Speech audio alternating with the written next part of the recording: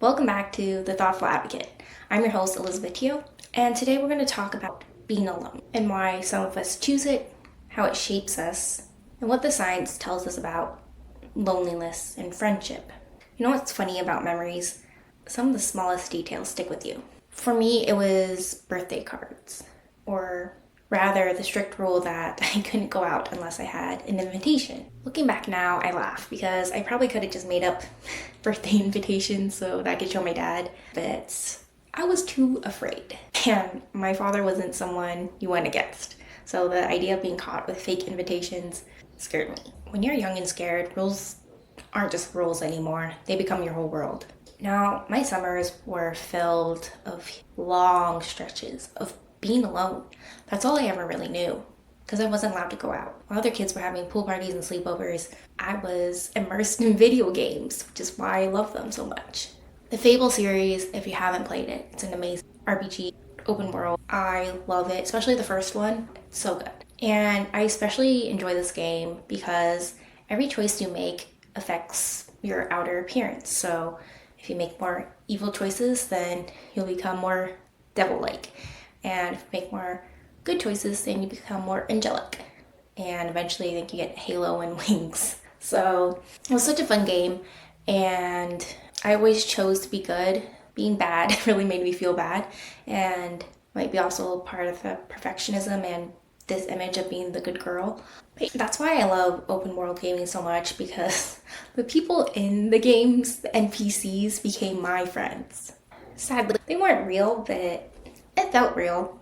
And it was so much fun because I would interact with them, talk to them, and they also react to the things you do. So if you let out a fart, they look disgusted. If you dance, they'll point and laugh. If you make a joke too. If you do a pickup line, they also blush. And so it's fun. It's almost real human interactions.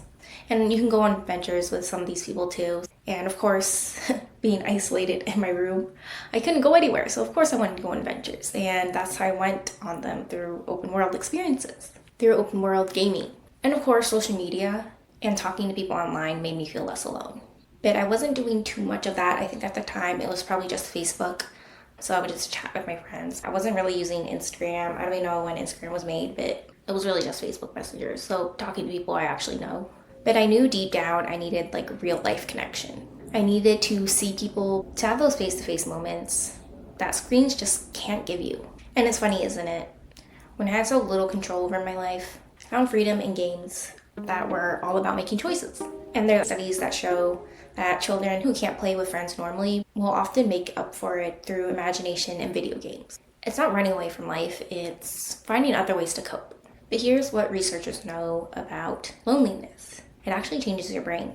Studies from UCLA show that being isolated hurts the same parts of your brain as getting physically hurt. So those long summer days weren't actually just boring. It was actually difficult on my brain.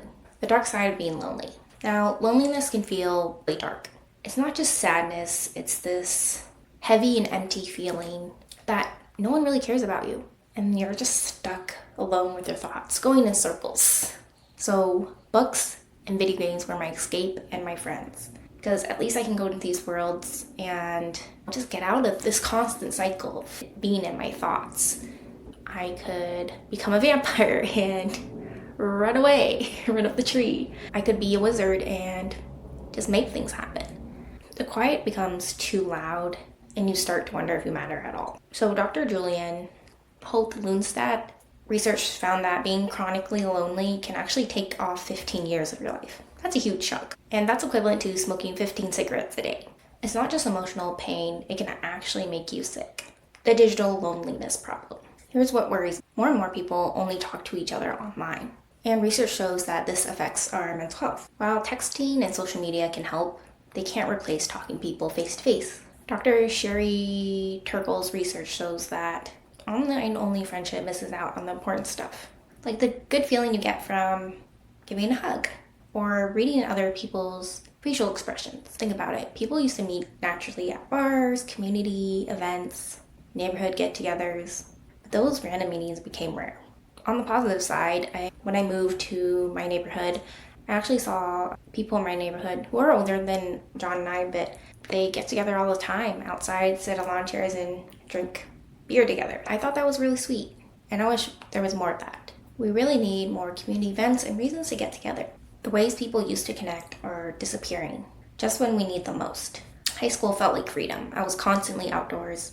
We were by the ocean, we went to the beach. Our physical ed class was literally in a forest, hiking along trails, so it was a great excuse to get outside my house and breathe in the fresh air and see people and feel the sun on my skin. But here's where the story gets more interesting. The tricky part about making friends. Even when I moved to Canada, which was a great opportunity to start fresh, I carried the same unfortunate thought. Why try when I won't make friends as good as the ones I had before? The connections won't be as deep. This has been studied in psychology. When we put our old friendships on a pedestal, it makes it impossible for new friendships to measure up to that. Now, after class in university, I would literally just go home. Would make no effort to make friends or anything like that. I felt really lonely and I wasn't putting myself out there. I was building what therapists call a wall. Something that keeps us safe from getting hurt, but also stops us from connecting with other people. My world became really small.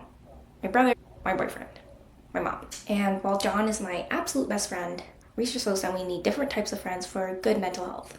Scientists show that we need at least 5 people who are really close to us and at least 15 good friends to feel our best. I only have 2 or 3 friends that I see here. I see in person, which can be really hard. But I'm grateful for John's family because they have monthly celebrations, whether that's birthdays or just get-togethers and just to hang out. And these gatherings make me feel less alone. And soon I'll be starting D&D with the siblings, which I'm super excited for. It's funny how sometimes the connections that we can make come through people we already know. The challenge of adult friendship. After university, making friends became even harder. And research shows that almost half of adults have less than 3 close friends. And that was before COVID. Work helped because I talked to so many people, but I didn't join anything outside of work because I was exhausted. And something weird happened during this time. Meeting new people actually made me feel anxious. My therapist explained this perfectly. You haven't put yourself out there in so long, so your social skills got rusty. You just need some practice. So I decided to do some things like put myself out there on Bumble and make friends. And you know what? It actually worked wonders because I met so many cool people through that. And I have a couple of friends still from there that I see today. And I'm genuinely proud of myself for pushing through that anxiety. But here's where things get tricky again. I still felt disappointed because these friendships didn't have the deep connection that me and my old friends had. But those relationships had years to grow. So research from the University of Kansas shows that we need at least 200 hours of hanging out with someone to grow a really close bond. And I was expecting instant closeness from someone I just met. And science backed this up.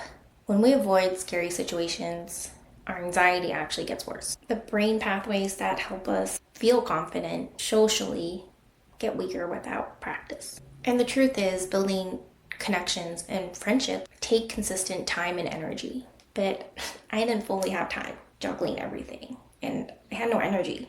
But I do have a few friends, so I'm very grateful until this day. And sometimes having the courage to try is just as valuable as getting the perfect result. There was also something deeper that was happening inside of me. I didn't fully love myself, so how could I expect others to?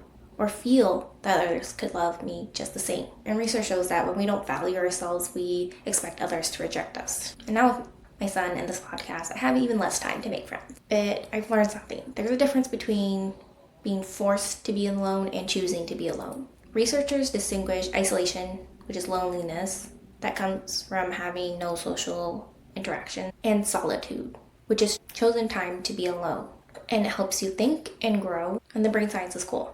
When you choose to be alone, it turns on the parts of the brain that work during meditation and creative thinking. But when you're isolated against your will, it triggers stress, and it causes what researchers call social pain. The hidden good of being alone. The positive thing about being alone is that it can actually help you become friends with yourself. When you're not constantly listening to other people's thoughts and opinions and ideas, you actually have time to think for yourself.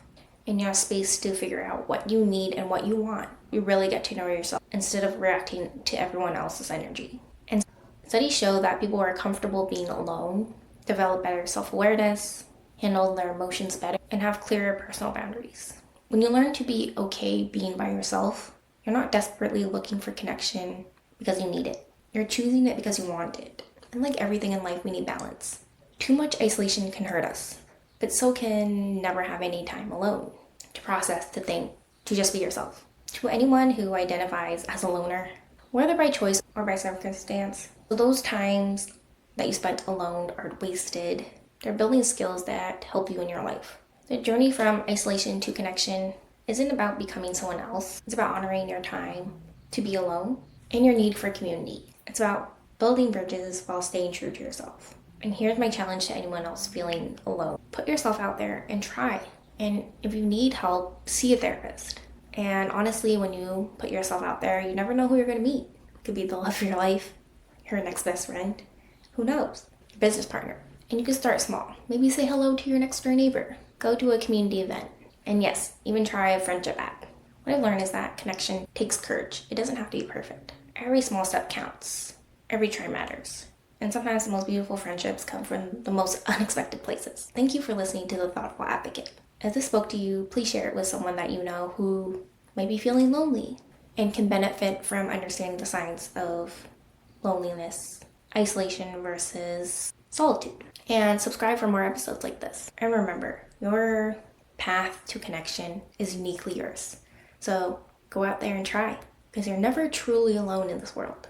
Okay, so today's sponsor is Kind Laundry. Just kidding, they're not really a sponsor, but I do have an affiliate code. Kind Laundry use natural ingredients, and it actually comes in these sheets. So much more useful than liquid laundry detergent, because that stuff gets messy. With Kind Laundry, you can bring this anywhere. It's literally in a box, pack in your suitcase, and it's that easy. You can get 10% off by using code ZeroWasteCute.